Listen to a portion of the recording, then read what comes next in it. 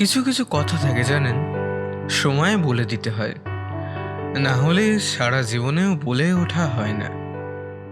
কিছু কিছু কাজও থাকে, সেটাও সময় থাকতে থাকতে করে নিতে হয়, নয়তো পরে গিয়ে বলতে হয়, ইস, সময় থাকতে থাকতে যদি বলে দিতাম, বা ইস, সময় থাকতে থাকতে যদি করে ফেলতাম। বারবার আক্ষেপ হতে থাকে যে যদি আরেকটু মন দিয়ে পড়তাম মাধ্যমিকে স্টারটা পেতাম, কিংবা বাবাকে যদি আরেকটু বোঝাতে পারতাম তাহলে সায়েন্স না নিয়ে ইতিহাসে নেপোলিয়ান বিসমার্কের রাজনীতি পড়তাম। অবশ্য তখন আফসোস ছাড়া আর কিছুই করার থাকে না। ভাগ্য কিন্তু আমাদের সুযোগও দেয় জানেন, কিন্তু আমরাই সেই সুযোগের সদ্ব্যবহার করতে পারি না। আচ্ছা, এসব ছাড়ুন।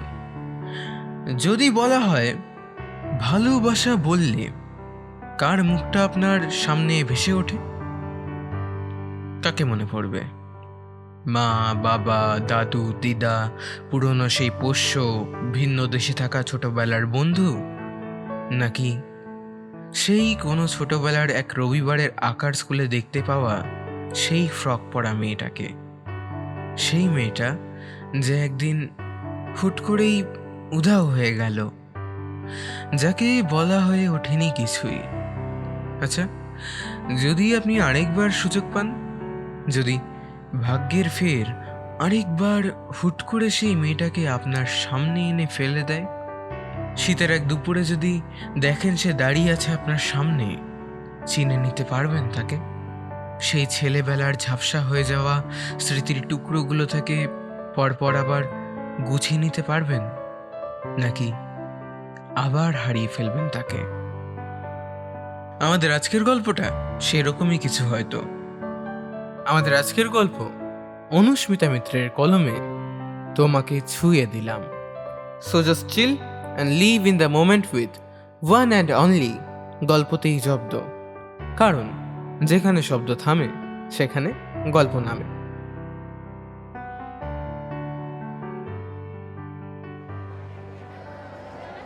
নিধি, দেখ ওই ছবিটা কি সুন্দর না?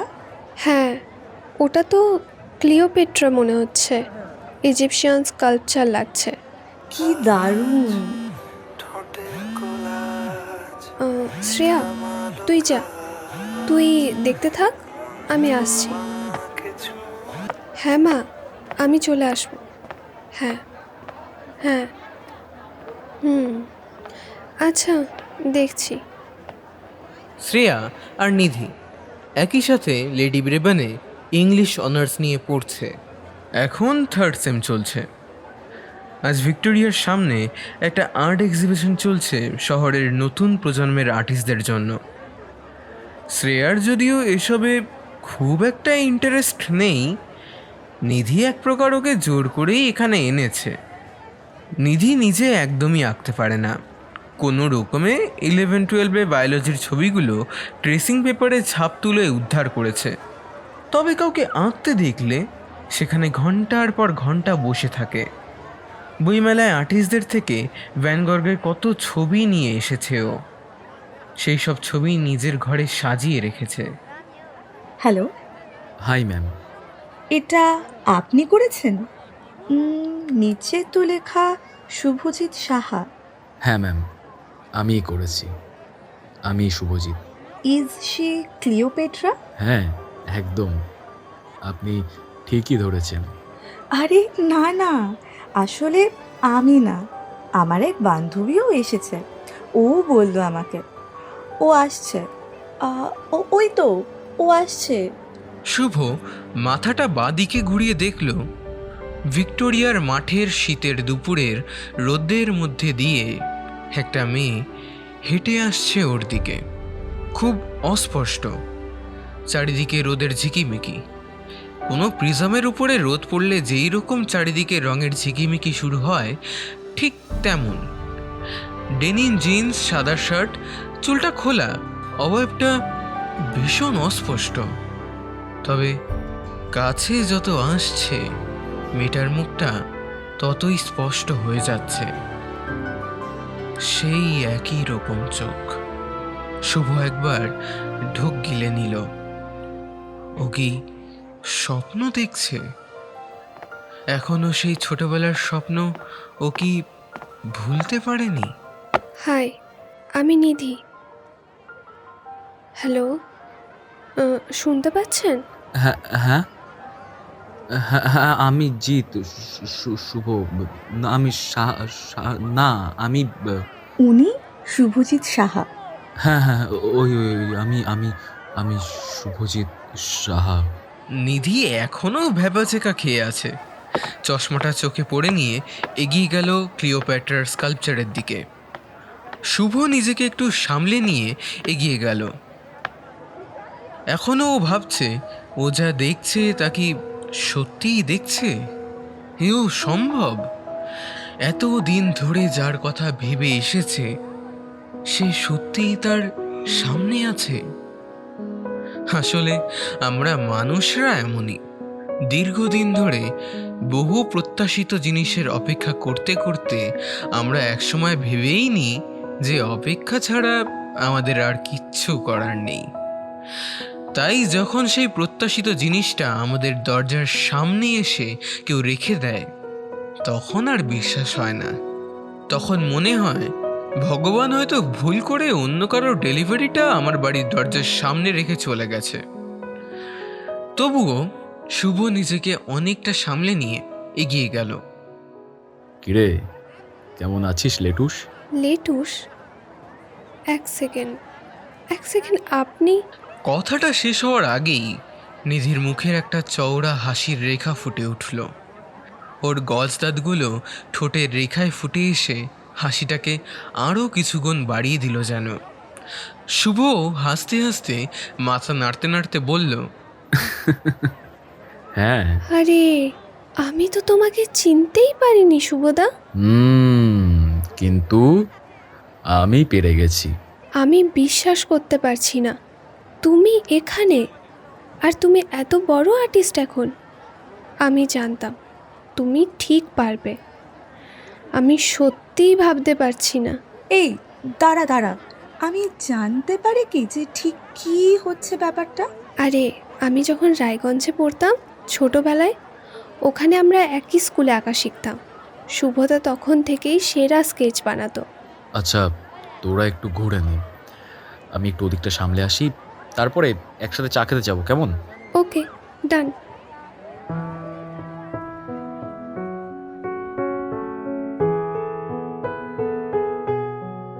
সূর্য এখন ডুবে যাচ্ছে দিগন্তের দিকে। ভিক্টোরিয়ার পরী কলকাতার শীতের সন্ধ্যার তারাভরা আকাশের দিকে তখন ট্রাম্পেটটাকে উঁচিয়ে রেখেছে। শুভ সবকিছু গুছিয়ে নিচ্ছে তখন। কত পুরনো ধুলো পড়া স্মৃতিগুলো তো ছড়িয়ে যাচ্ছে এদিক ওদিকে। নিধি ওর ক্যামেরা দিয়ে ভিডিও করছে। সেই ভিডিওর মাঝে মাঝে শুভ উঠছে।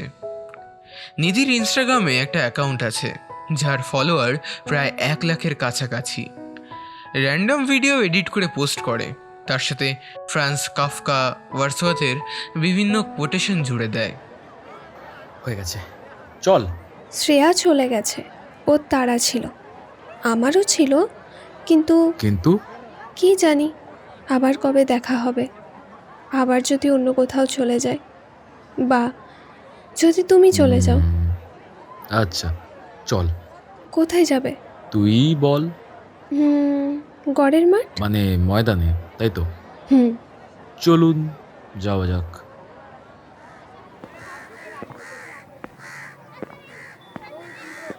ময়দানে তখন সন্ধে নেমেছে। জানুয়ারির শেষের দিক। শীতটা আর কাঁপুনি ধরায় না, কিন্তু গায়ের সাথে ঠান্ডা হাওয়াটা ছুঁয়ে থাকে। ঘাসের উপর শিশির পড়েছে, দূরে আলো জ্বলছে। কোথাও কেউ ক্রিকেট খেলছে, কোথাও প্রেমিক প্রেমিকার চাপা হাসি শোনা যাচ্ছে। মাঝে মাঝে চাওয়ালার হাঁক পড়ছে। এই সবের মধ্যে দিয়ে কোনো এক প্রান্তর জুড়ে শুভ আর নিধি পাশাপাশি হাঁটছে। কবে এলে এদিকে? এইচএস দিয়ে রবীন্দ্র ভারতীতে। এখন তো মাস্টার্স করছি, প্রায় শেষের দিকে। আর তুই তুই হুট করে কোথায় চলে গেছিলি? বাবার ট্রান্সফার, রায়গঞ্জ থেকে প্রথমে শিলিগুড়ি, তারপর কলকাতা। জানিস, প্রথম প্রথম কলকাতাতে খুব ভয় লাগতো। এত দূরে, একা একা, এত মানুষ, এত আলো। কিন্তু আঁকা শুরু করার পর না সব ঠিক হয়ে গেল। ভেবেছিলাম যদি ভালো আঁকতে পারি, কেউ না কেউ একদিন দেখবেই। দেখেছেও তো। আচ্ছা, আজ যদি তুই এখানে না আসতিস, আমাদের আর কোনো দিন দেখা হতো তুই বল? হয়তো। তোর মনে পড়তো আমার কথা? কথাটা বলেও কিছুটা সামলে নিল নিজেকে শুভ। আহ, মানে আমাদের আমাদের আঁকার স্কুল। মিথ্যে বলবো না, খুব যে মনে পড়তো তা নয়। তবে মাঝে মাঝে যখন রায়গঞ্জের কথা ভাবতাম মনে পড়তো তোমাকে, তোমার ভাই সায়নকে, আর ওই যে সব থেকে বদমাইশ যে ছিল, খুব ভালো খেত, ওর বাড়িতে ওই লাইসেন্স করা বন্দুক আছে। আরে বলো না ওর নামটা, আরে কি যেন। রৌনক। হ্যাঁ হ্যাঁ, আমি তো আঁকতাম কম, গল্প করতাম বেশি। মনে আছে ম্যাডামের কাছে কি বকা খেতাম আমি ওই জন্য। ওই যে তোর একটা বান্ধবী আসতো না তোর সাথে, কি যেন নাম বেশ, তা ওর সাথে যোগাযোগ আছে? সুকন্যা? না, ঠিক সেরকম আর নেই। তবে সুকন্যার মায়ের সাথে আমার মায়ের মাঝে মধ্যে কথা হয়। এই জানো একটা কথা, সুকন্যার না তোমাকে হেব্বি পছন্দ ছিল, জানো তুমি এটা?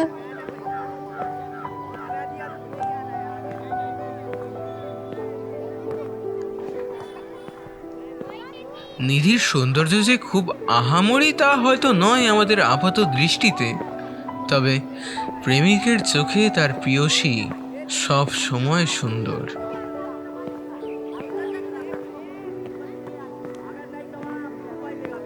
চাঁদের আলো এসে পড়ছে নিধির মুখে, চুলগুলো হাওয়ায় এদিক ওদিক চলে যাচ্ছে, মুখে এসে পড়ছে মাঝে মাঝে, চোখের তলায় কালি পড়েছে।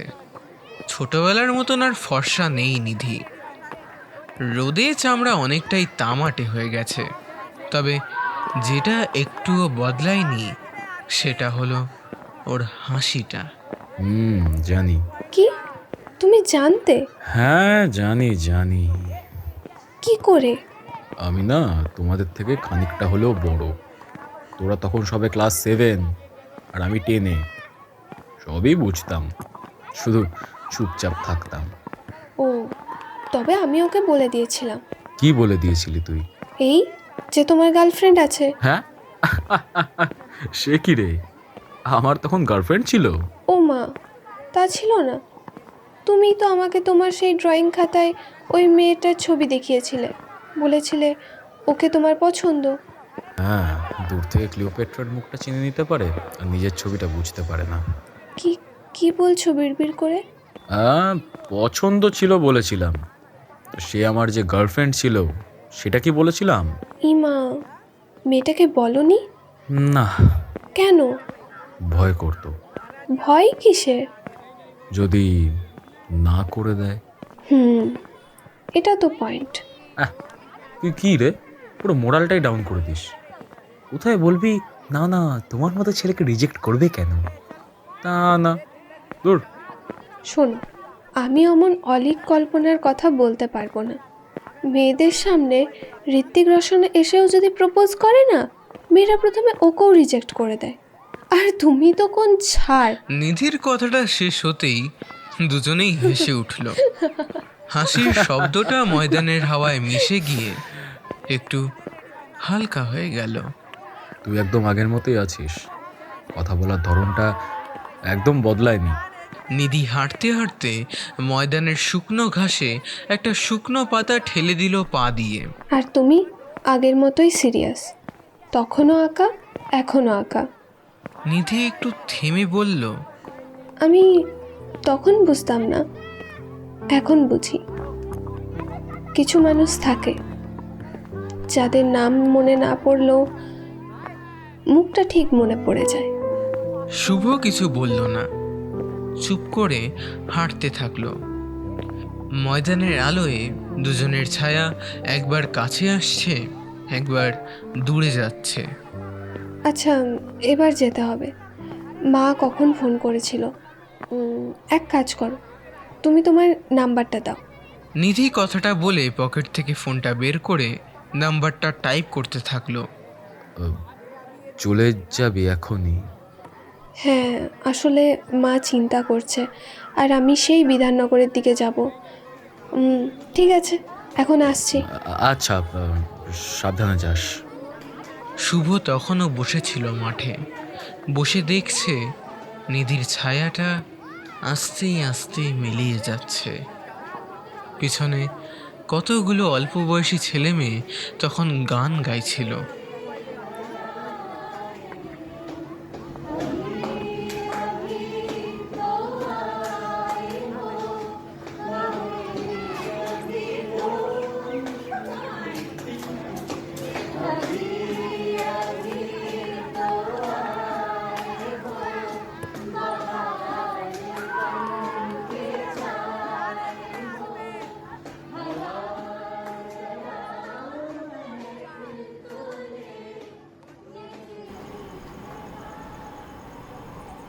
শুভ যখন ফ্ল্যাটে ফিরল তখন ঘড়িতে প্রায় রাত 10টা বেজে গেছে।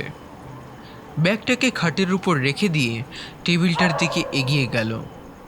একটা ছোট্ট কাঠের ফ্রেমে রাখা একটা অপুটো হাতের স্কেচ, নিচে আবার তারিখও লেখা 23/12/2016। না, তখন এতটাও ভালো পোর্ট্রেট আঁকতাম না যে তুই চিনতে পারবি। ছবিটাকে বুকে জড়িয়ে নিয়ে বিছানায় গা এলিয়ে দিল শুভ। চোখ দুটো বন্ধ হয়ে আসছে।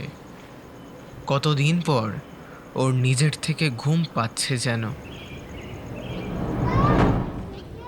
রবিবারের সকাল, গরমকাল তখন। বন্দিতা আর্ট স্কুলে তখন ছেলেমেয়েগুলো মন দিয়ে আঁকছে। শুভ তখন মন দিয়ে জল রং করছিল। হঠাৎ দেখলো একটা নতুন বাচ্চা মেয়ে আসছে এদিকে। মেয়েটা এসেই আঁকার খাতা না খুলে বক বক শুরু করলো। দাদা, কি আঁকছো এটা? জল রং করছো না?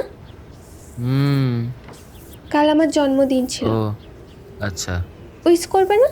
জন্মদিন তো কালকে চলে গেছে। তো হে হে, বিলেটেড হ্যাপি বার্থডে। শুভজিতের উঠতি গোফের রেখা সেদিনই বুঝতে পেরেছিল মেয়েটার একটু তো না, অনেকটাই মাথায় সমস্যা আছে। এরপর প্রতি রবিবার ওদের গল্প হতে থাকে, কখনো রঙের কথা, কখনো স্কুলের বকুনি, কখনো কে কার বেঞ্চে বসে, সবই।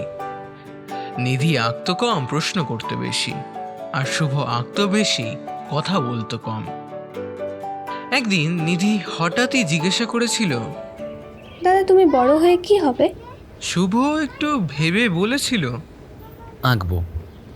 সবাই সেটা না বুঝলেও চলবে, কিন্তু আমি আঁকবো। আর তুই? নিধি সেদিন হাসতে হাসতে বলেছিল, আমি তো বড়ই হতে চাই না, আমি তো এরকমই চিরকাল থাকতে চাই, যাতে রিক্সায় যখন উঠবো মা বাবার কোলের মধ্যে বসতে পারি। শুভ তখন হাসেনি। কেন জানি না, এই কথাটা ও সেদিন খুব যত্ন করে মনে রেখেছিল। রবিবারের সেই সকালটার কথা ভাবতে ভাবতেই শুভ ঘুম থেকে জেগে উঠল। ফ্ল্যাটের কাচের জানলা দিয়ে ঘরে রোদের ফালি ঢুকছে। মোবাইলটা হাতে নিতেই একটা notification, Nidhi uploaded a new reel. ভিডিওটা খুলতেই দেখা গেল ভিক্টোরিয়ার সামনে ক্লিওপেট্রার স্কাল্পচার। তারপর ক্যামেরা ঘুরল শুভর দিকে। শেষে একটা লাইন ভেসে উঠল, some people disappears from our childhood but quietly stay inside us for ever. Virginia Woolf. Shubho অনেকক্ষণ স্ক্রিনের দিকে তাকিয়ে রইল, রিপ্লাই করল না, লাইকও না। শুভ ফোনটা রেখে আবার চোখটা বন্ধ করে নিল। আবার চোখটা বুজে নিয়ে টাইম মেশিনে করে ফিরে গেল রবিবারের সকালগুলোতে। নিধি ঠিক সময়ে আসতো না কোনো দিন, কখনো দেরি করে, কখনো দৌড়ে, কখনো আবার মায়ের হাত ধরে। খাতা খুলতো কম, রং নষ্ট করতো বেশি। ম্যাডাম বকতেন, নিধি চুপ করতো 1 মিনিট, তারপর আবার শুরু। শুভ প্রথম প্রথম বিরক্ত হতো, পরে ওর অভ্যেস হয়ে গেল। একসময় না দেখেই বুঝতে পারতো নিধি এসেছে। ঘরের ভেতরটা হঠাৎ শব্দে ভরে যেত।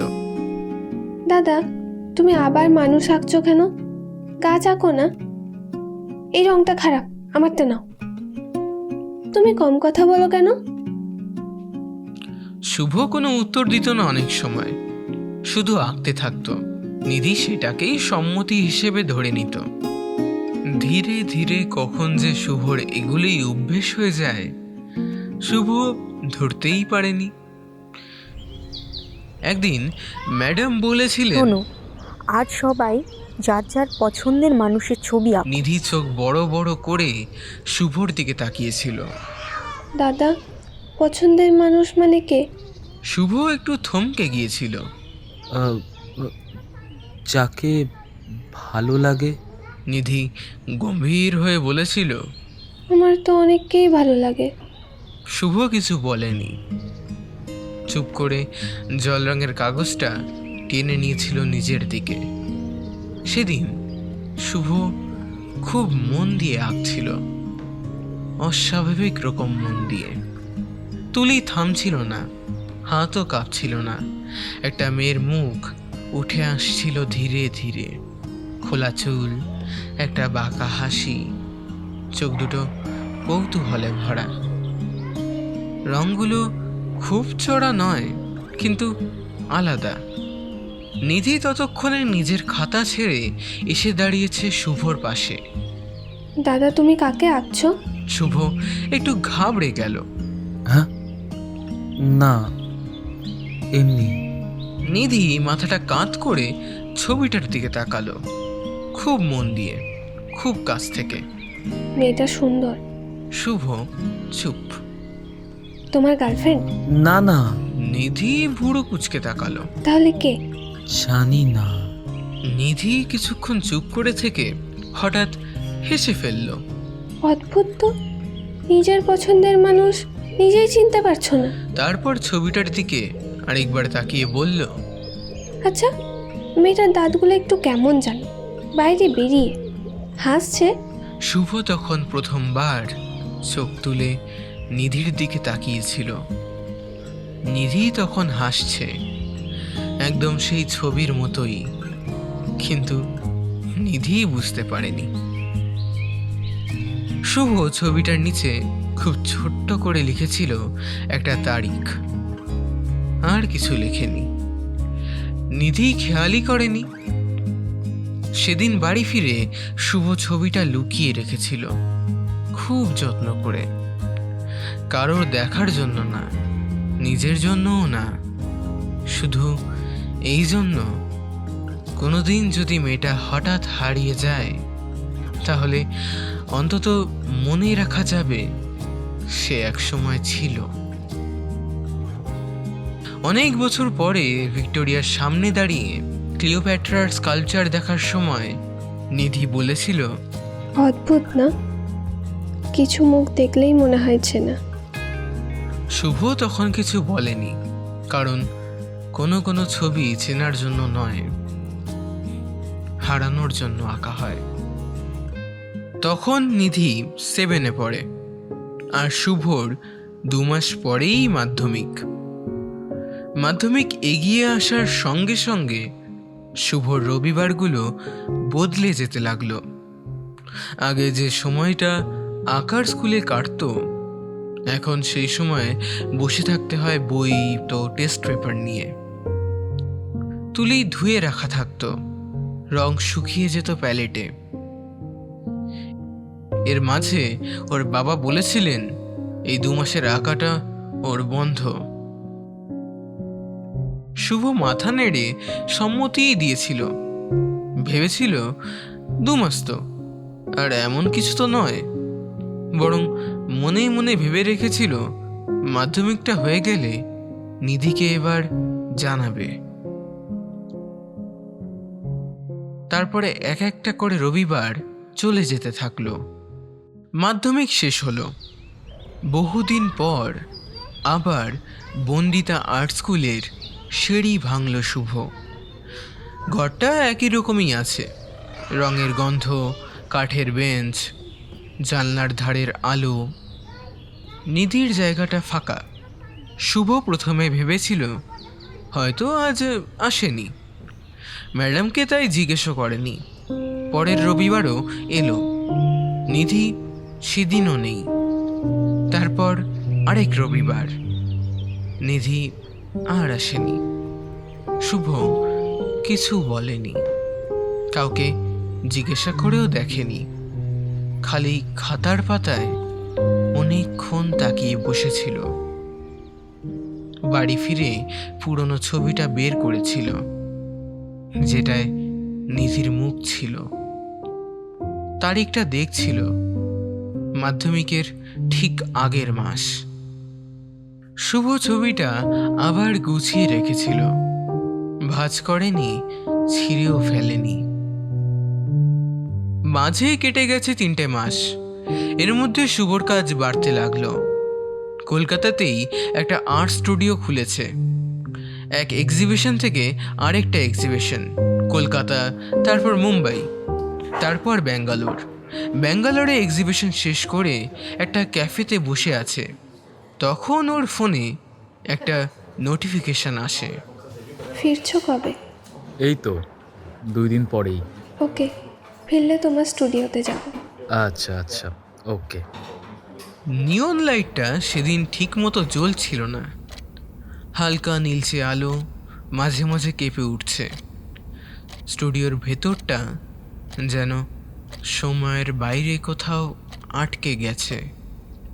শুভ ক্যানভাসের সামনে দাঁড়িয়ে, রঙে ডোবা ব্রাশ, আঙুলে শুকনো টেক্সচার, ওর গালে লেগে আছে নীল রং, ঠিক যেন কোনো অজানা মানচিত্র।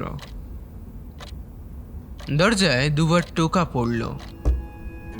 দরজা খুলতেই দেখল নিধি। নিয়ন আলোর নীল ছায়া ওর কুর্তির উপর পড়ে রংটাকে আরও নরম করে তুলেছে। হালকা সুতির কাপড়, হাওয়ায় সামান্য নড়ে উঠছে ভাঁজগুলো। ওর কানের পাশের চুলগুলো হালকা আলগা হয়ে গেছে। নিধি ভেতরে ঢুকলো। নিয়ন আলোয় শুভর মুখের রং বদলাচ্ছে যেন। নিধির চোখ সেদিকে বারবার ফিরে যাচ্ছে। মুখে রং লেগে থাকা মানুষটাকে সে যেন নতুন করে দেখছে। গালে রং লেগে আছে, মুছবে না? থাক, পরে মুছে নেবক্ষণ। নিধি আর কিছু বলল না। স্টুডিওর দেওয়ালে ঝোলানো ছবিগুলো যেন নিয়ন আলোয় আরও চুপচাপ হয়ে গেছে। কেউ কিছু বলছে না। নিধি ছবিগুলোর সামনে দাঁড়িয়ে, শুভ একটু দূরে। দুজনের মাঝখানে আলো আর রং। নিয়ন আলোয় শুভর মুখের রং ধীরে ধীরে অচেনা লাগতে শুরু করে, ঠিক যেমন কিছু মানুষ একসময় আলো বদলালে নিজেরাই অজানা হয়ে যায়, ঠিক সেভাবে নিয়ন আলোটা ঠিক তখনই একটু ঝাঁকুনি খেল। মুহূর্তের জন্য ঘরের ভেতরটা আরও নীল হয়ে উঠল। নিধি অন্যমনস্ক হয়ে ছবির সামনে দাঁড়িয়েছিল, চোখ দুটো যেন ক্যানভাসের ভেতরে ঢুকে গেছে। হঠাৎ অজান্তেই রঙের বাটিটা উল্টে গেল, রং ছড়িয়ে পড়ল মেঝেতে।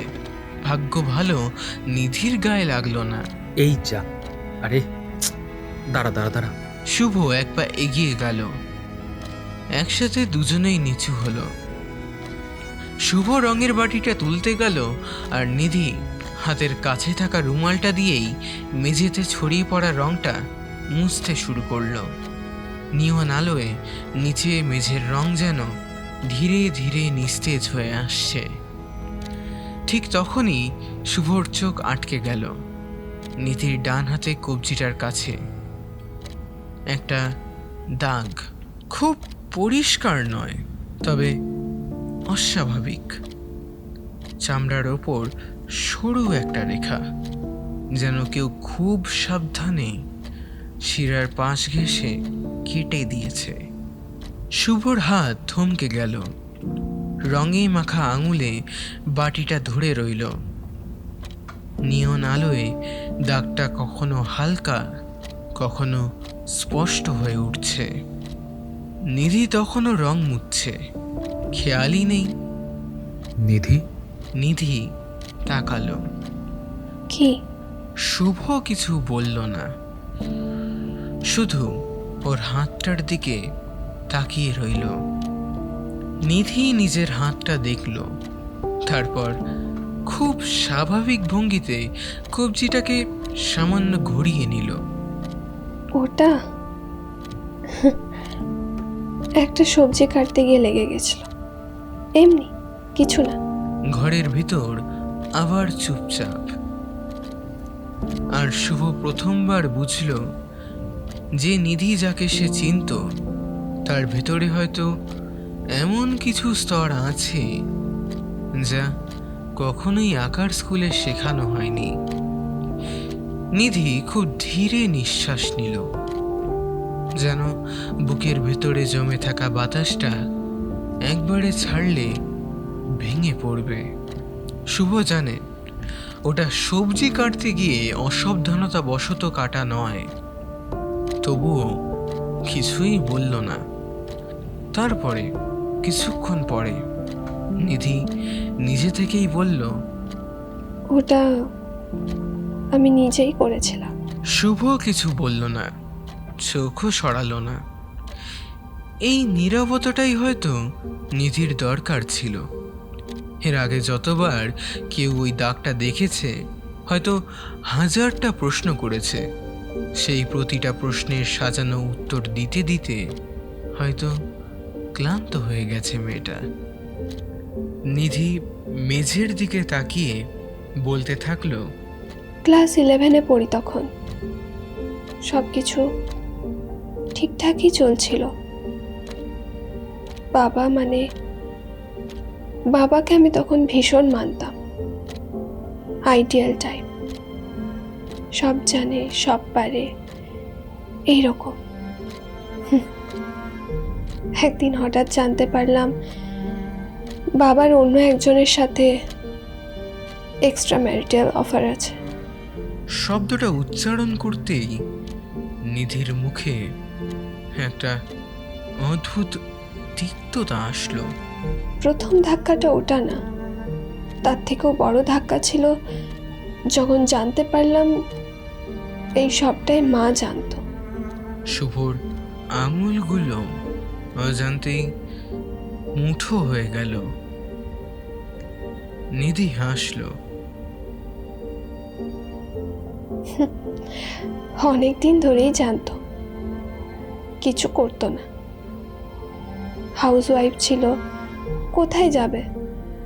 আমার 11-এর পড়ার খরচা, বাড়ি, সংসার, সব কিছু। নিধি এবার শুভর দিকে তাকালো।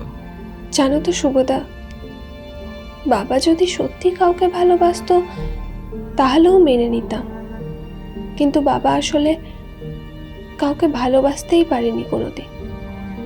মায়ের সাথে বিয়ের নাকি 1 বছরের মাথায়, তখন আমি মায়ের পেটে, মা জানতে পারে বাবার প্রথম সম্পর্কের কথা। এরপর আরও কত নাম জড়িয়েছে।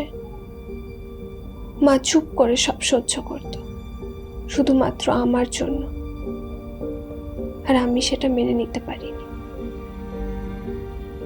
যে মানুষটা আমার কাছে সবচেয়ে সেফ ছিল, তাকে দেখলেই রাগ উঠত আমার। আর যে মানুষটার লড়াই করার কথা ছিল, সে লড়াই করলো না। নিধি কবজির দাগটার দিকে তাকালো।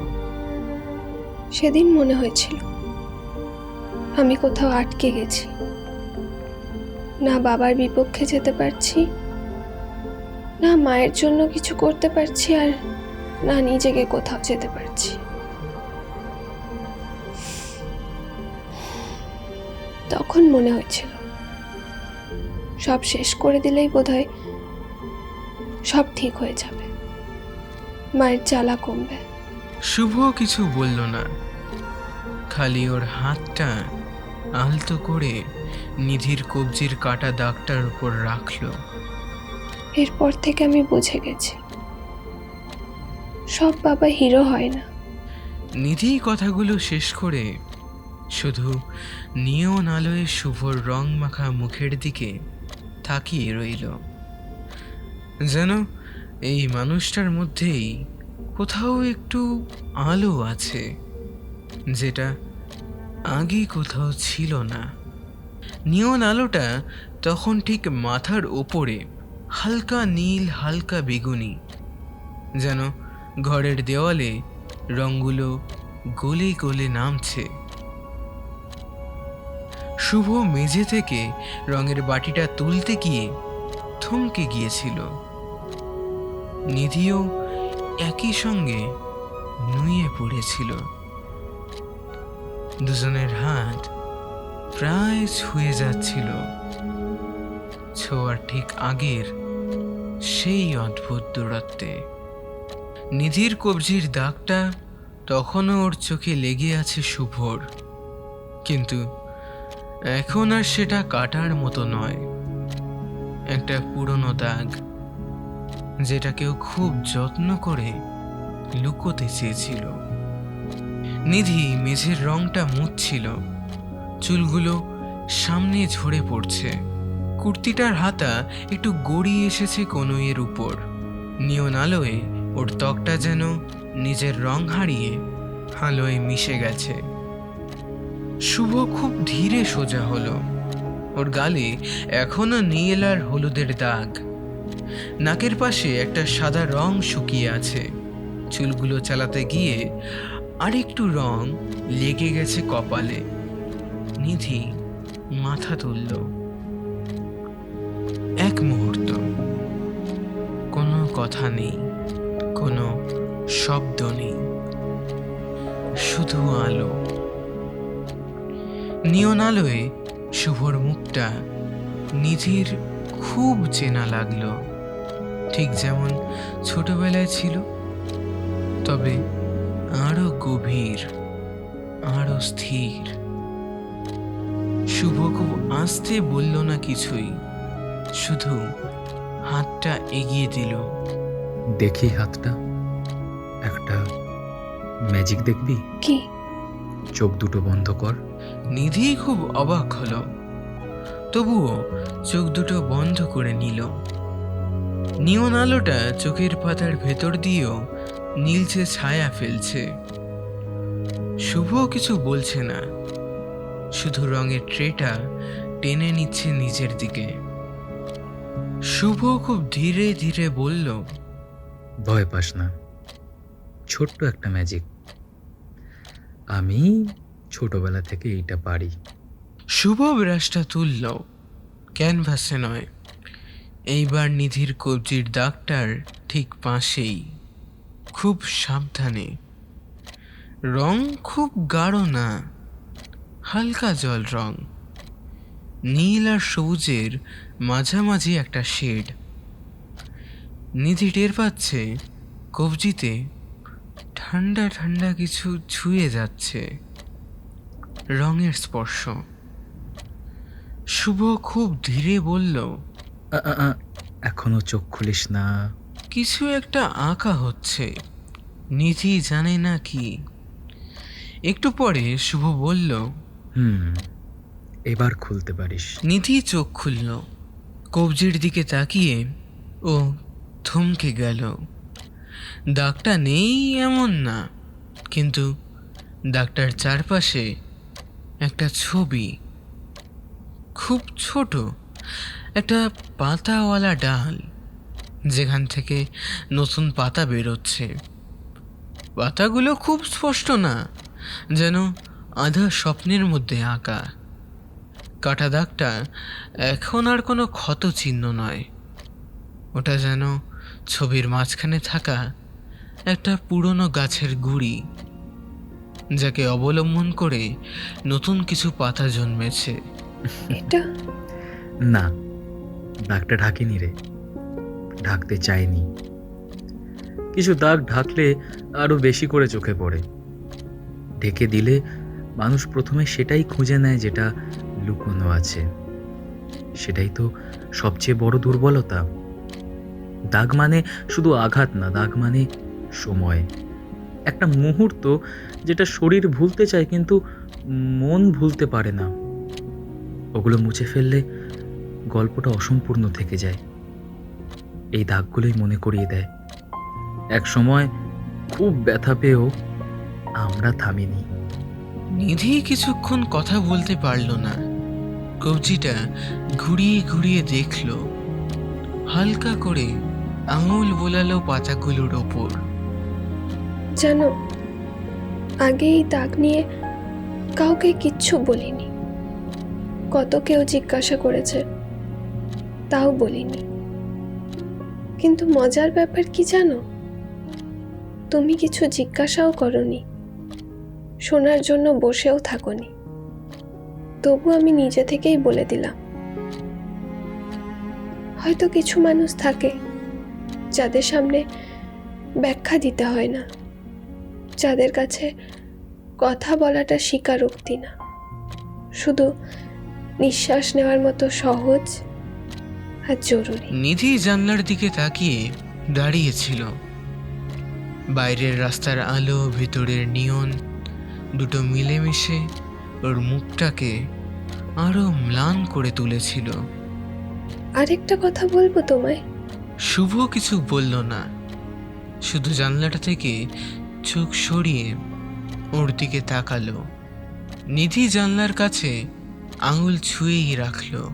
বেঁচে যাওয়াতে সবাই ভাবে ওগুলো আমার হয়তো অ্যাটেনশনের জন্য ছিল, অল্প বয়সে যা হয়, কিন্তু আসলে ওটা ছিল ঠিক তার উল্টো। আমি বরং সবার নজরের আড়ালেই যেতে চেয়েছিলাম। আমি নিজের কাছ থেকেই পালাতে চাইছিলাম। আর এই ফুলটা দেখে মনে হলো হয়তো আমি ভুল করিনি বেঁচে থেকে। হয়তো তখনই আমার ভেতরে কোথাও বাঁচার কিছু বাকি ছিল। ছিল নাকি এখনো আছে? এখন আমরা আর একসাথে থাকি না, মানে বাবার সাথে থাকি না আর। বাবার সঙ্গে ডিভোর্সটা হয়ে গেছে, প্রায় 1 বছর হলো। অনেক দেরি করেই হলো, তবে মা বেরিয়ে এসেছে, এটাই অনেক। নিয়ন আলোয় ওর চোখের সেই বিচক্ষণ চাহনিটা ফুটে উঠল। যারা খুব তাড়াতাড়ি সময়ের আগেই বড় হয়ে যায়, তাদের চোখটা যেমন থাকে ঠিক তেমন। মা তখন টিউশন পড়াতো, একটা বাড়ি থেকে আরেকটা বাড়ি। আমি পাশে থাকতাম যতটুকু থাকা যায় আর কি। এই ব্র্যান্ড প্রমোশন, ভিডিও যা আসতো ওতেই মোটামুটি হয়ে যেত। একটু কষ্ট হতো, কিন্তু স্বাধীন ছিলাম। দুজনে মিলে প্রথমবার একটু ভালো থাকা শুরু করেছিলাম। এই জায়গাটাতে এসে নিধির গলাটা একটু আটকে গেল। ঠিক তখনই ধরা পড়ে। খুব দেরি হয়ে গেছে তখন। Last stage, leukaemia. এখন মা পড়ানো বন্ধ রেখেছে, শরীর দেয় না। কদিন আর পারবে তাও জানি না। যখন মনে হচ্ছিল সব শেষে অন্তত আমরা দুজন ঠিক জায়গায় এসে দাঁড়িয়েছি, ঠিক তখনই সব আবার। কথাটা শেষ করলো না। শুভ ধীরে ধীরে নিধির পাশে এসে দাঁড়ালো, খুব কাছে। নিয়ন আলোয় মেঝেতে পড়া ওদের ছায়ার মাঝখানে দূরত্বটা আর ছিল না। নিধি খুব আস্তে করে বলল, আমি খুব ক্লান্ত শুভদা, আমি খুব ক্লান্ত। শুভ একদম কাছে এসে দাঁড়ালো, এতটাই কাছে যে নিধির হাতটা চাইলেই ছুঁয়ে যেতে পারত, কিন্তু ছোঁয়নি। কিছু মুহূর্তে ছুঁয়ে থাকার থেকেও কাছাকাছি থাকাটা দরকার হয় বেশি। ক্লান্ত হয়ে যাওয়াটা দোষ না নিধি। যারা খুব তাড়াতাড়ি বড় হয়ে যায় না, ওরা বিশ্রাম নিতে ভুলে যায়। নিধির চোখের দিক থেকে জল নামল না, শুধু দৃষ্টিটা একটু ঝাপসা হলো।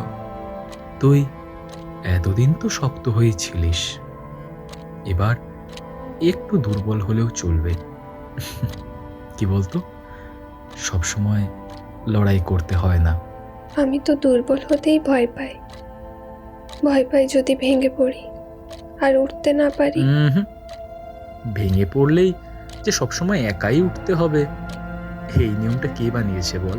বাইরে কোথাও একটা গাড়ি হর্ন দিল।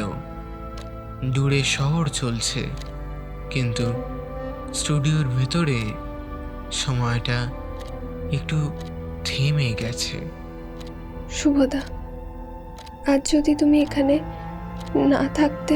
কথাটা শেষ করলো না নিধি। শুভ খুব স্বাভাবিক স্বরে বলল, কিন্তু দেখ, আমি তো আছি।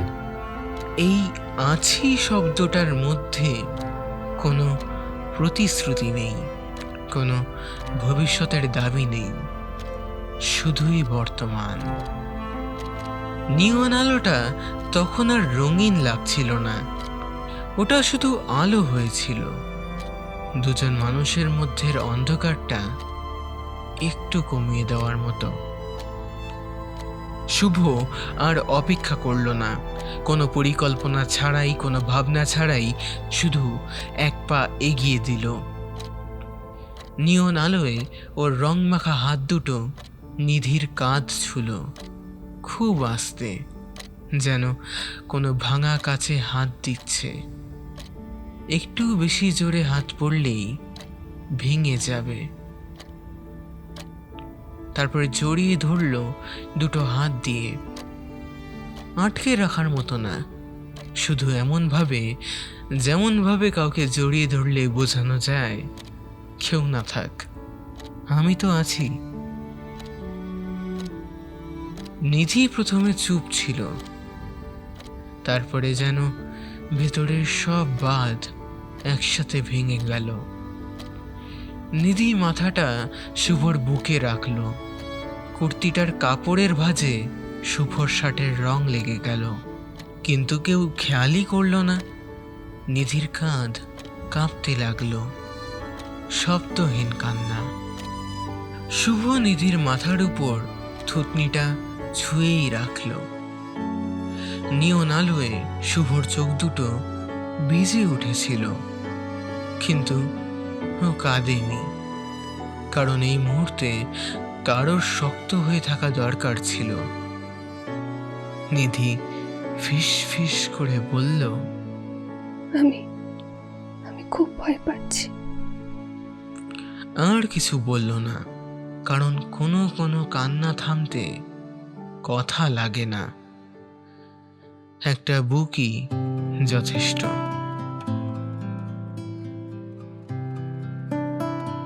তারপর সময়টা হঠাৎ করেই টুকরো টুকরো হয়ে গেল।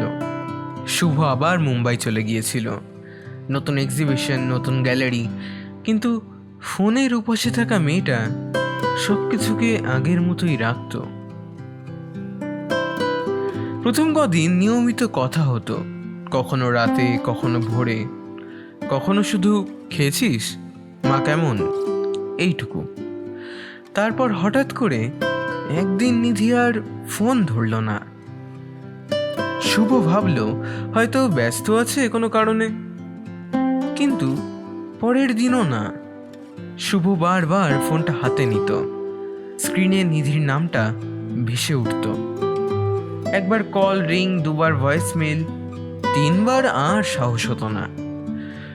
শুভ জানে এই নীরবতাটা নতুন নয়, এই নীরবতাটার সঙ্গে ওর বহুদিনের পরিচয়। রায়গঞ্জের সেই রবিবারগুলো, হঠাৎ করে নিধির না আসা, খালি বেঞ্চ, কেউ কিছু বলে না, কেউ জানায়ও না কেন। হয়তো খুব ব্যস্ত, নিজেকে বোঝাতে চাইল শুভ, হয়তো মায়ের কোনো সমস্যা। কিন্তু ভয় যুক্তি মানে না, ভয় শুধু পুরনো স্মৃতি টেনে আনে। শুভ ফোনটা নামিয়ে রাখলো, নিজের দু হাতের দিকে তাকালো। এখনো আঙুলের ফাঁকে হালকা নীল রং আটকে আছে নিয়ন আলোর সেই রাতের। হঠাৎ মনে হলো ওই রাতটা যেন খুব তাড়াতাড়ি শেষ হয়ে গেছিল, যেন কেউ হঠাৎ করে আলো নিভিয়ে দিয়েছে। রাত নামলো, মুম্বাইয়ের আলো জ্বলে উঠল। শুভ ফোনটা আবার হাতে নিল। এইবার আর কল নয়, একটা মেসেজ। নিধি, আমি জানি না তুই কেন চুপ করে আছিস। তুই চুপ থাকলে আমি কিচ্ছু জিজ্ঞাসা করব না, কিন্তু আমি এখানেই আছি। যেদিন কথা বলতে পারবি মনে রাখিস আমি কিন্তু আছি। মেসেজটা পাঠিয়ে শুভ ফোনটা উল্টো করে রেখে শুয়ে পড়ল। ঘুম এলো না। আমি তো বলিনি সব ঠিক করে দেব। আমি শুধু বলেছিলাম আমি আছি। ওই জন্যই কি তাহলে? শুভ খুব আস্তে বলল, যেন কথাগুলো আরব সাগরের ওই মায়ানগরী ছাড়িয়ে পৌঁছে যাবে তিলোত্তমার কাছে, যেন নিধি শুনতে পাবে। হঠাৎ ফোনটা কেঁপে উঠল। শুভ প্রথমে খেয়ালই করেনি। টেবিলের ওপর উল্টো করে রাখা ফোনটা আবার কেঁপে উঠল, এইবার একটু জোরে। একটা নোটিফিকেশন। শুভ হাত বাড়িয়ে ফোনটা তুলে নিল। স্ক্রিন আনলক করতেই নিধির নাম্বার থেকেই একটা ছোট্ট লাইন। মা মারা গেছে শুভদা। শুভ স্ক্রিনের দিকে তাকিয়ে রইল। মাথার ভেতরে একের পর এক ছবি ভেসে উঠতে লাগলো। নিধির জানলার ধারে দাঁড়িয়ে বলা কথাগুলো। শুভর নিজেকে হঠাৎ বড় অপরাধী মনে হলো মুম্বাই চলে আসার জন্য, ওই রাতটাকে আরেকটু ধরে না রাখার জন্য, আরও একবার জড়িয়ে না ধরার জন্য। ফোনটা আবার কাঁপলো। এইবার একটা অন্য নাম্বার, একটা আননোন নাম্বার। হ্যালো শুভদা, আমি শ্রেয়া। হ্যাঁ হ্যাঁ বলো। কাল ভোরে হাসপাতালে কাকিমা মারা গেছে। নিধি কাউকে ফোন করতে পারছে না। শুভ কিছুক্ষণ চুপ করে রইল, তারপর বলল, আমি আসছি। কথাটা বলেই কেটে দিল। কিভাবে যাবে, কখন যাবে? শুভর ব্যাগটা খুলল, হাত ঢুকিয়ে দেখল ওই রাতে রং মাখা রুমালটা এখনো আছে। সব কাজ ফেলে রেখে কোনো কাউকে কিছু না জানিয়ে পরের দিন সকালের ফ্লাইটে করেই কলকাতা চলে এলো শুভ।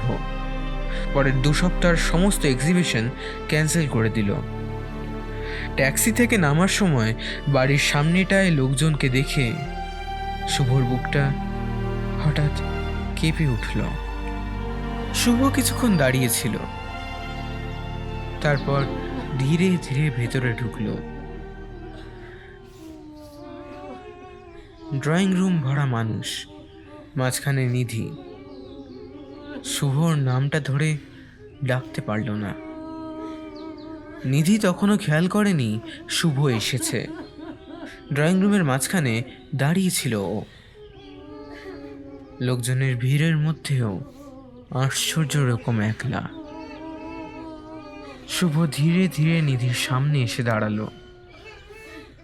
এক মুহূর্ত সময় থমকে গেল। নিধির চোখ শুভর চোখে পড়তেই ওর শরীরটা যেন 1 সেকেন্ডের জন্য ভুলে গেল কিভাবে দাঁড়িয়ে থাকতে হয়। তারপর নিধি আর দাঁড়িয়ে থাকতে পারল না, এতক্ষণ ধরে পাথরের মতো দাঁড়িয়ে থাকা মেয়েটা, যার চোখে জল ছিল না, সেই মেয়েটা হঠাৎ মাটিতে বসে পড়ল কাঁদতে কাঁদতে। যেন কোনো বাচ্চা মেয়ের থেকে তার পছন্দের পুতুল কেড়ে নেওয়া হয়েছে। এমনভাবেই কাঁদছে নিধি, চিৎকার করতে করতে। কোনো সৌন্দর্য নেই এই ভেঙে পড়ায়, আছে তো শুধু ভয়ঙ্কর রকমের বিভৎসতা, অসহায়তা। শুভ সঙ্গে সঙ্গে নিচু হয়ে ওর সামনে বসলো। কে কি ভাবছে, কে দেখছে, কিছুতেই আর হিসেব রাখতে চাইল না শুভ। নিধির মাথার উপর হাত রাখল। নিধি কাঁদতে কাঁদতে বলল, আমি পারছি না শুভদা, একদম পারছি না। না না না নিধি নিধি নিধি, কিছুদিন কিছু না পারলেও চলবে। আমি আছি ততদিন, যতদিন তুই চাইবি ততদিন অব্দি শুভ আছি। নিধিকে ধরে রইল, কিছু বলল না। শুধু ভাবছিল এইবার আর হারাতে দেবে না, যেভাবেই হোক না কেন। লোকজনের ভিড়, কান্না, ফিসফাস সব পেছনে ফেলে রেখে ওরা ধীরে ধীরে বেরিয়ে এলো। নিধিদের বাড়ির পাশের সেই পুরনো পুকুরটা এখনো একই রকম আছে। চারপাশে নরম মাটির গন্ধ, পাড়ের ধারে দু একটা ভাঙা ঘাটের সিঁড়ি। জলটায় অদ্ভুত একটা শান্তি। ওরা পাশাপাশি গিয়ে বসলো। সূর্য তখন ডুবে যাচ্ছে। জলের কিনারা বরাবর আলোটা লম্বা হয়ে ছড়িয়ে পড়েছে, সোনালি, তামাটে, একটু লালচে। জলের উপর ভাসছে আকাশের শেষ রঙগুলো। মাঝে মাঝে বাতাসে কেঁপে উঠছে সেই প্রতিফলন। নিধি হাঁটু ভাঁজ করে বসেছিল, শুভর পাশে বসেছিল।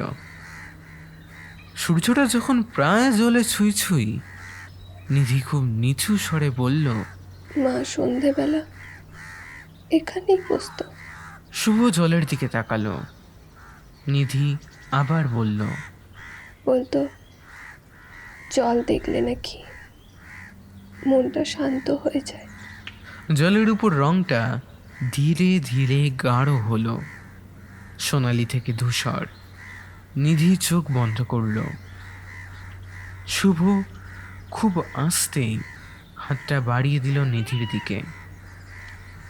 নিধির আঙুলের পাশ দিয়ে রাখলো নিজের হাত, কিন্তু হাতটা ধরল না, শুধু পাশে রাখলো ওর হাতটা। পুকুরের জল নিঃশব্দে শেষ আলোটা গিলে নিল, আর ওদের মাঝখানে শব্দহীনভাবে শোকটা বসে রইল, ঠিক যেন সন্ধ্যার মতো। মানুষ মরে গেলে আর সূর্যাস্ত দেখতে পারে না। কথাটা বলেই ও হেসে ফেলল। হাসিটা ঠিক হাসি নয়, ভেঙে পড়া কিছুকে জোড়া লাগানোর ব্যর্থ একটা চেষ্টা। শুভ কিছুক্ষণ কিছু বলল না। সূর্যটা তখন পুরোপুরি ডুবে গেছে।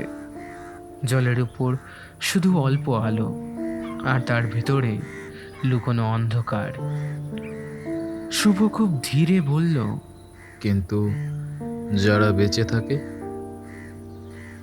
তারা সূর্যাস্ত দেখার সময় ওদের জন্য একটু করে দেখে নেয়। নিধি তাকালো না, চোখ নামানোই ছিল ওর নিরাপদ জায়গা। মা জানো সূর্যাস্ত খুব পছন্দ করত। বলতো দিনটা যত খারাপই যাক, শেষটা সুন্দর হলে নাকি সব মাফ করা যায়। হয়তো বাবাকেও সেইভাবেই মাফ করেছে। নিধির গলা কেঁপে উঠল, এবার আর থামল না।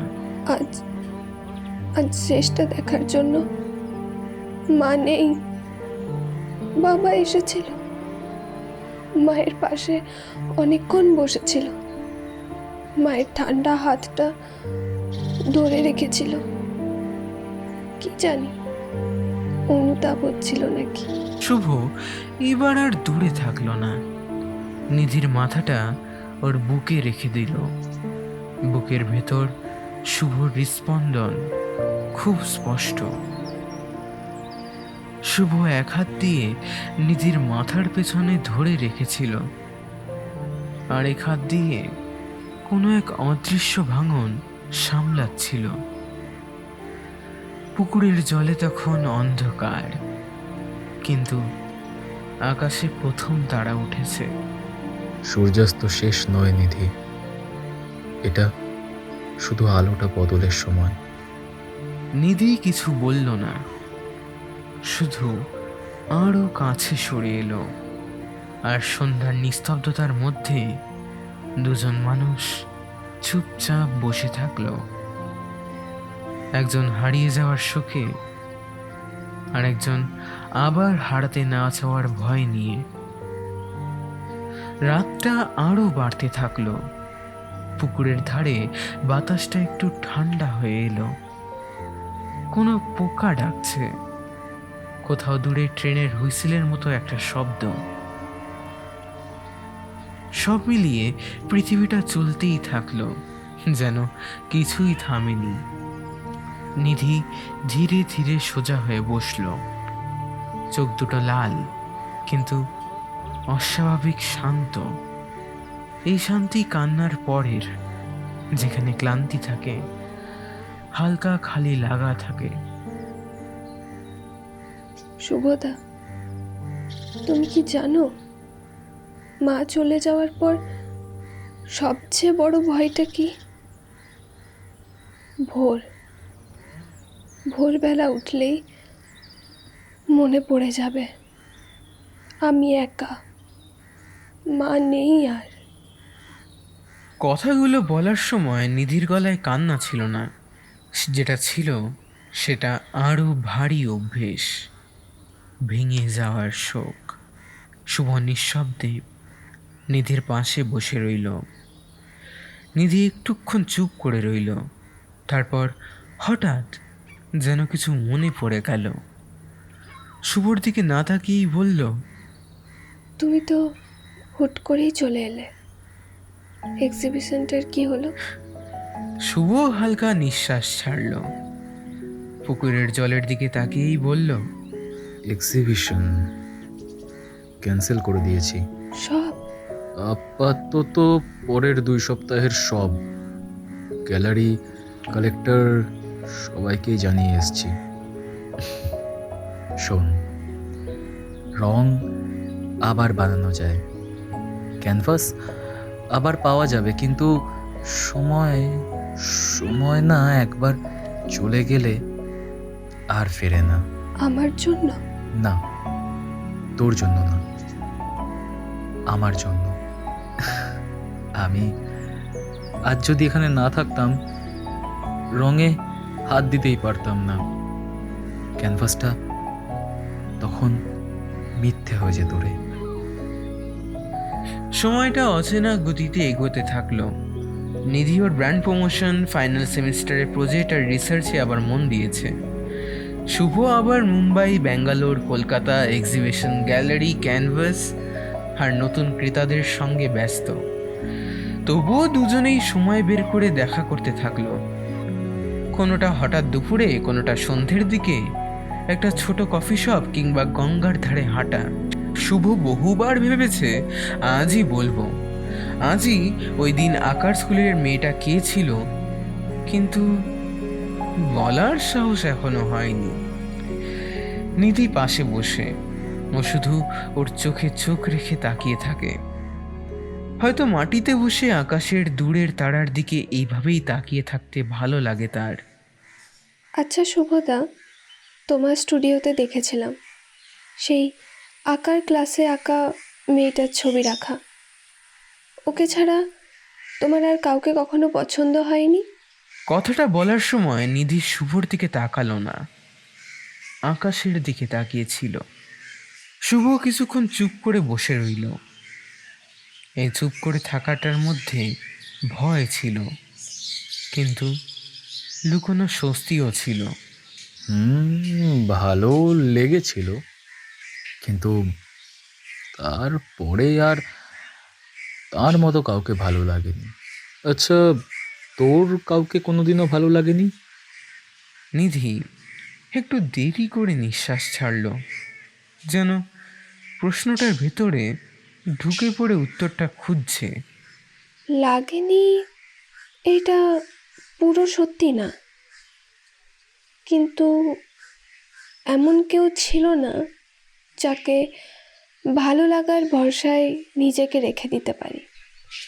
শুভ কিছু বলল না, চুপচাপ শুনে গেল। কিছু মানুষ আসে, তাদের ভালো লাগে, কিন্তু ওদের কাছে আমি সবসময় নিজের অর্ধেকটাই দেখাতে পেরেছি। যে হাসে, যে সবসময় শক্ত থাকে, কিন্তু যে ভেঙে যায়, যে ভয় পায়, ওটা কেউ দেখতেই চায়নি।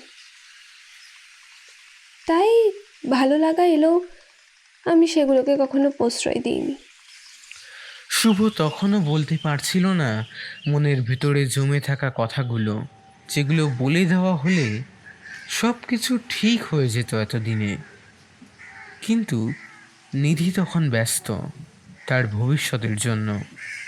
সেমিস্টার শেষ হলো, নিধির চোখে নতুন আলো, নতুন আশা দেখছে। কিছু একটা ঠিক করে ফেলেছে মেয়েটা, এটা শুভ বুঝতে পেরেছিল। সেদিন বিকেলে নিধি শুভকে ডাকলো। শুভদা, আজ একটু দেখা করবে, কথা আছে। ক্যাফেটেরিয়ার জানলার পাশে বসেছিল ওরা। হালকা বাতাস কাঁপছিল জানলার কাছে। নিধি কিছু বলতে গিয়েও থেমে গেল। শুভ নিজেও ঠিক করেই ফেলেছে যথেষ্ট দেরি হয়ে গেছে, এবার বলেই ফেলবে আজকে ওকে। শুভ হঠাৎ বলে উঠল, আগে তুই বল। নিধি হাতের কাপটা ঘুরিয়ে ঘুরিয়ে দেখছিল। জানো, এই কদিন খুব অদ্ভুত লাগছে। শুভর বুকের ভেতরটা কেমন করে উঠল। সে একটু এগিয়ে ঝুঁকে বসল। কেন? মনে হচ্ছে একটা অধ্যায় শেষ হচ্ছে। শুভ আর একটু চুপ করে থাকলো। এই বাক্যগুলো যেন ঠিক সেই রাস্তায় যাচ্ছে যেটা ওর বুকের ভিতর দিয়ে গেছে বহুদিন। এতদিন যা ছিল সেটা খুব আপন ছিল, কিন্তু জানি সামনে যে আসছে সেটার জন্য আমাকে তৈরি হতে হবে। শুভর মাথার ভেতর শব্দগুলো ভেঙে ভেঙে ঢুকছিল। ও ভাবছিল, এই তো এবার বলবে। নিধি হঠাৎ চোখ তুলে শুভর দিকে তাকালো। শুভদা, তুমি সবসময় বলো না, ভয় পেলে থেমে গেলে চলবে না। শুভ একটু হাসল। নিধি একটু গভীর শ্বাস নিল। তারপর হঠাৎ খুব স্বাভাবিক গলায় বলল, আমি জার্মানিতে মাস্টার্সে চান্স পেয়ে গেছি। শুভর বুকের ভেতরে যেন এক মুহূর্তের জন্য সব আলো নিভে গেল। মনের এক কোণে জমে থাকা সমস্ত ছবি, রং, শব্দ সব সব একসাথে ভেসে এলো, কিন্তু মুখে কিছু বোঝালো না। ও ভেবেছিল আজই বলবে ওই আঁকার স্কুলের মেয়েটার কথা, সেই সব ভাঙা ভাঙা মুহূর্ত। পুরো স্কলারশিপ, আমি যাব। এই প্রথমবার শুভ বুঝল কিভাবে কোনো একটা মুহূর্তে মানুষ নিজের সব প্রস্তুত করা কথা ভুলে যায়। বাহ, ভালো তো। কবে? মাসখানেকের মধ্যে। ভালো, খুব ভালো। তুমি কিছু বলছো না? শুভ তখনই বুঝেছিল এই মুহূর্তে যদি সে বলে ফেলে, নিধি হয়তো যাবে না। আর নিধির না যাওয়াটা ওর জীবনের সবচেয়ে বড় ক্ষতি হবে। শুভ জানতো নিধি স্বপ্ন দেখতে চায়, নিজের জায়গা খুঁজতে চায়। নিজের মায়ের মতো কাউকে নিঃস্বার্থভাবে ভালোবেসে নিজেকে আটকে রাখার চেষ্টা সে কখনো করতে চাইবে না। শুভ জানতো এটাই নিধির জন্য সবচেয়ে গুরুত্বপূর্ণ। বলার কি আছে, তুই তো নিজের প্রাপ্য জায়গাটায় এতদিনে পৌঁছাচ্ছিস। নিধি কিছু বলতে গিয়েও থেমে গেল। শুভর চোখের দিকে তাকাতে পারছিল না। কেন জানি তাকালেই বুকের ভেতরে জমে থাকা আবেগ ভেঙে পড়বে বলে আশঙ্কা হচ্ছিল ওর। তুমিও তো কিছু বলবে বলেছিলে। ও হ্যাঁ, আরে হ্যাঁ, আসলে না আমি একদম বলতেই ভুলে গেছিলাম। আমি সামনের 2 মাস শহরে থাকবো না, এক্সিবিশনের জন্য। তার মানে যাওয়ার আগে আর দেখা হবে না? শুভ চোখ নামিয়ে বলল, না। মিথ্যে, খুব সাধারণ একটা মিথ্যে, কিন্তু এর মধ্যেই লুকিয়ে আছে শুভর ছোটবেলার অভ্যেস। ও কাউকে চলে যেতে দেখতে পারে না, তাই কেউ চলে যাওয়ার আগে ও নিজেই সরে যায়। ছোটবেলায় শুভ খুব দিদার আদরের ছিল। দিদা যখন ওদের বাড়ি থেকে চলে যেত ও ঘুমিয়ে থাকতো। দিদা ওকে ঘুম থেকে ডাকতো না। শুভ যখন ঘুম থেকে উঠতো দেখতো দিদা নেই। আবার এর আগেও যখন নিধি চলে গেছিল তখনও এমনই হয়েছিল। নিধি চলে গেছিল শুভর অনুপস্থিতিতেই। কবে, কখন, কিভাবে শুভ টেরও পায়নি। শুধু ফিরে এসে দেখেছিল নিধির বসার জায়গাটা ফাঁকা। নিধির চলে যাওয়ার পর শুভ আর তেমন যোগাযোগ রাখত না। খালি প্রথম কয়েক সপ্তাহ শুনতো, ভালো আছিস তো? নতুন দেশ, নতুন পরিবেশ, নতুন মানুষ, নতুন খাবারে মানাতে পারছিস? ফোন নম্বর রইল, কিন্তু আর ফোন গেল না। ইমেল ছিল, কিন্তু লেখা হলো না। শুভ জানত যদি একবার সে কথা বলে ফেলে, একবার নিধির কণ্ঠস্বর শোনে, তাহলে সে আবার নিজের সিদ্ধান্ত নিয়ে প্রশ্ন করবে। আর প্রশ্ন করলেই আবার ভেঙে পড়বে বাতাসের ঘরের মতো। নিধি প্রথমে ভাবত শুভ হয়তো ব্যস্ত, তারপর বুঝেছিল শুভ দূরে থাকতে চাইছে। সময় এগোলো খুব সাধারণভাবে। নিধি নিজের জীবন বানালো, নতুন দেশ, নতুন ভাষা, নতুন কাজ। শুভর নামটা ধীরে ধীরে অতীতের ভেতরে ঢুকে গেল। আর শুভ ও আঁকাতেই থাকলো। এক্সিবিশন, পুরস্কার, স্বীকৃতি। নামের আগে ট্যালেন্টেড আর নামের পরে মাস্টার অফ পোর্ট্রেট।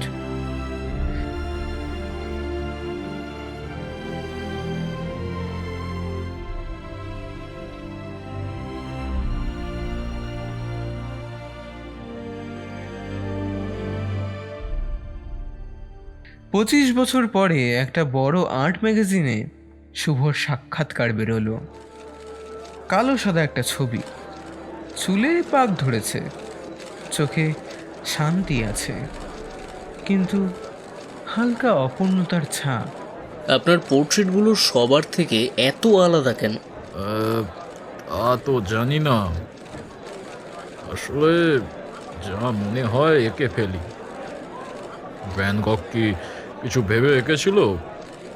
ও নেহাত গো বেচারা মানুষ, এঁকেছিল নিজের খেয়ালে স্টেডি নাইটস। এখন তো দেখি লোকজন ওটার থেকে কোয়ান্টাম ফিজিক্সের যোগসূত্র বের করে ফেলেছে। তা কবে থেকে শুরু করলেন এমন পোর্ট্রেট আঁকা? খুব ভালো প্রশ্ন করেছে।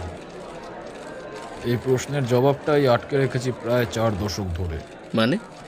তখন আমি রায়গঞ্জে থাকি। আমাদের আঁকার স্কুলে একটা মেয়ে এলো, একটা ভীষণ রকমের বকাটে মেয়ে।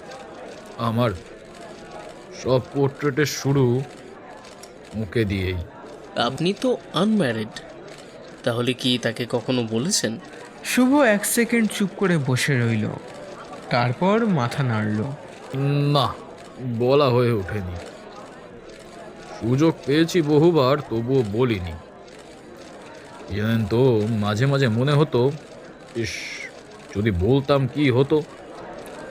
ও কি বার্লিনের ওই জার্মানির একটা টুকটুকে ফর্সা লোকের বউ না হয়ে আমার বউ হতো, এই সব মনে হয়েছে বই কি। কথাটা বলেই হো হো করে হেসে উঠল বছর 50-এর শুভজিৎ সাহা। হাসি দিয়ে সেই স্বভাবগতভাবে ভেতরের ঝড়গুলোকে থামিয়ে রাখার অপ্রাণ চেষ্টা করল সে। তার মানে তিনি এখনো জার্মানিতে? তা ওনাকে আটকাননি? কি বলুন তো, আটকে রাখবো বলে তো ভালোবাসিনি। আসলে না, আমি শাহরুখ খানের ফ্যান, জানেন তো। তবে ওই কুছ কুছ হোতা হে, দিলওয়ালে দুলহানিয়া লে যায়েঙ্গে কিংবা ভিড় জারার মতন নয়, বরং কাল হো না হোর আমানের মতন একটু আর কি। মানে ওই সর্ষে খেতে দুহাত বাড়িয়ে দাঁড়িয়ে থেকে কখন সিমরান দৌড়ে এসে জড়িয়ে ধরবে, বা ছুটতে ছুটতে কখন এসে আমার হাতটা ধরবে, এসব নয়। ওই ওই আমানের মতন হাতটা ছেড়ে দিয়ে নয়নাকে নিজের মতন ভালো থাকতে দিতে চাই। আফসোস হয় না? হতো না যে তা না, তবে ওই যে কত কি যে সয়ে যেতে হয় ভালোবাসা হলে, ও তো গানেই বলা আছে। সাক্ষাৎকার শেষে সাংবাদিক উঠে গেল, ক্যামেরা বন্ধ হলো। শুভ তখন একা বসেছিল। হাসিটা তখন আর ছিল না যদিও।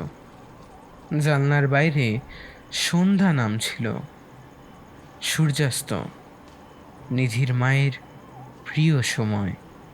আমি কি সত্যিই আমান ছিলাম, নাকি কথাগুলো না বলার অজুহাত খুঁজে নিয়েছিলাম? কিন্তু এই প্রশ্নের উত্তর এখন আর কারো দরকার নেই। সময় পেরিয়ে গেছে, মানুষ চলে গেছে। সাক্ষাৎকারটা দেখে নিধি ফোনটা নামিয়ে রাখলো। যোগাযোগ না থাকলেও আজ অবধি শুভ যতগুলো অ্যাওয়ার্ড পেয়েছে, যতগুলো ইন্টারভিউ দিয়েছে, সবই সে দেখেছে। ফোনটা নামিয়ে রেখে নিধি চুপচাপ বসে রইল। শুধু মনে পড়ল, আমি সামনের 2 মাস শহরে থাকবো না, এক্সিবিশনের জন্য। নিধি খুব ধীরে নিজের কবজিটা ছুঁল। ডাকটা এখন প্রায় মিলিয়েই গেছে। ইন্টারভিউয়ের শেষ লাইনে চোখ গেল আবার। কত কি যে সয়ে যেতে হয় ভালোবাসা হলে, ও তো গানেই বলা আছে। নিধি এবার সত্যিই হাসল। মোবাইলটা উল্টে রাখলো আবার। কাউকে মেসেজ করলো না, না লাইক না কমেন্ট। কারণ কিছু কিছু গল্প একবার পড়ে ফেলার পর আর পড়তে নেই। কিছু গল্প ফিরে গিয়ে ছুঁয়ে দেখতে নেই। শুধু মনে মনে জানতে হয় ওগুলো গল্প নয়, সত্যি ছিল। নিধি উঠে জানলার কাছে গেল। বার্লিনে তখন ভোরের আলো ধীরে ধীরে ঘরে ঢুকছে। নিধি খুব শান্ত গলায় নিজেকে বলল, ভালো থেকো শুভদা, আমি ভালো আছি।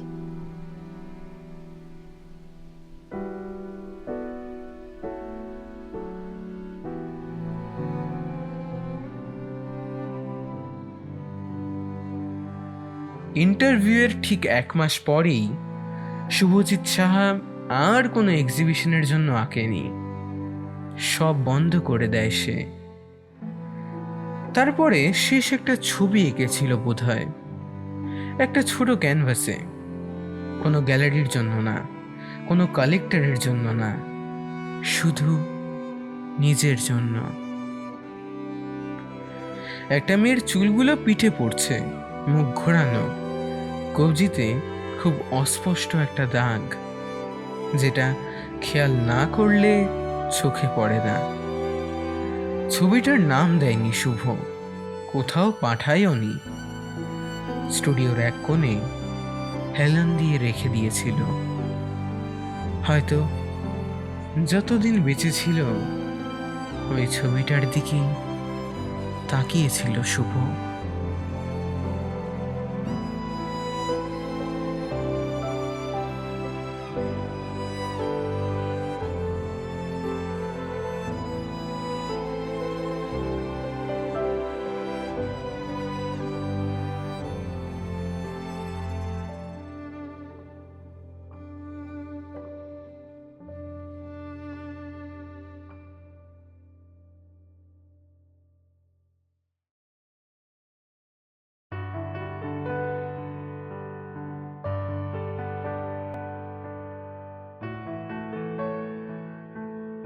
শুভ কত দিন ধরে, কত যুগ ধরে নিধির ছবির দিকে তাকিয়েছিল তা আমরা জানি না।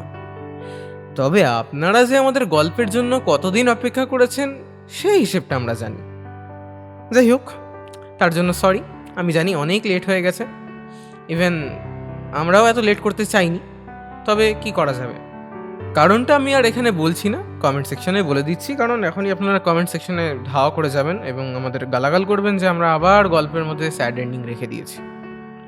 কিন্তু কি আর করা যাবেন বলুন, আমাদের অভ্যেস এটা। দেখা যাক, হয়তো পরবর্তী গল্পে হ্যাপি এন্ডিং হলেও হতে পারে। তবে হ্যাঁ, এরপর থেকে আর আশা করি দেরিতে গল্প আসবে না। যদিও প্রতিবার আমি এই কথাটা বলি আর প্রতিবার আপনাদের কাছে কিস্তি খাই, তবুও এবার সত্যি সত্যি আর দেরিতে গল্প আসবে না। যাই হোক, আজকের গল্পটা এই অবধি। এই গল্পে কারা কি কাজ করেছিল সেটা আপনাদের বলি। এই গল্পে নিধির চরিত্রে ছিল অঙ্কিতাদি, শুভজিতের চরিত্রে প্রিয়াংশু, ড্রয়িং ম্যামের চরিত্রে অরিত্রা, শ্রেয়ার চরিত্রে রিয়া, সাংবাদিকের চরিত্রে রুদ্রনীল এবং সব শেষে গল্প পাঠে ছিলাম আমি, শুভদীপ। গল্পের পোস্টার ইলাস্ট্রেশন ডিজাইন করেছে ধীরাজ। গল্পের সাউন্ড, পোস্টার গ্রাফিক্স এবং সমগ্র পরিচালনায় ছিলাম আমি, শুভদীপ। যাই হোক, তবে আজকের জন্য আসি। আবার দেখা হবে, শোনা হবে নতুন কোনো গল্পে। এবার তাড়াতাড়িই আসবো। ততক্ষণ so just chill and live in the moment with one and only গল্পতেই শব্দ। কারণ যেখানে শব্দ থামে সেখানে গল্প নামে। ও হ্যাঁ, সাবস্ক্রাইব করে যেতে ভুলবেন না। ধন্যবাদ।